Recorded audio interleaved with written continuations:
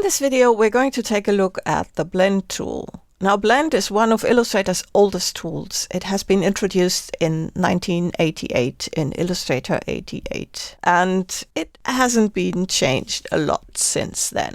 But in this beta version, which is the beta 30.6.27, we have some new options added to blends. And Blend is a function that can be used in so many different ways that I'm not showing any samples because that would lead us into a huge rabbit hole. In order to just use it for whatever you are doing, let's check it out. So I'm going to start with a square and a circle, and let's make them in different colors and also different stroke widths. And now I'm going to select them both and blend them using the shortcut Command Alt and B, or on Windows it's Control Alt and B.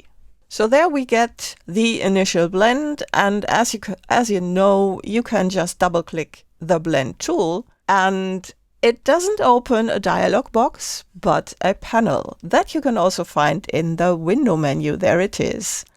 And in there you find the options that the dialog box has. We can set the spacing, so set it to smooth, steps, or distance, and then just enter a number for the steps. And also we have the orientation. What's new, it's you can change the direction, so that changes the stacking. I'm going to increase this number so you can see that like this we get a change in direction, which formerly was done via the menu and the spine of the blend. But what's also new, we can set the easing.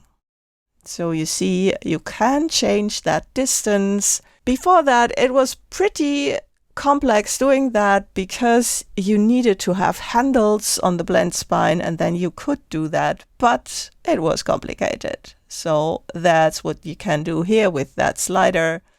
And you can set different methods here and have it in a different direction or have it on both sides like this. You can do the same for the appearance for whatever is applied to here.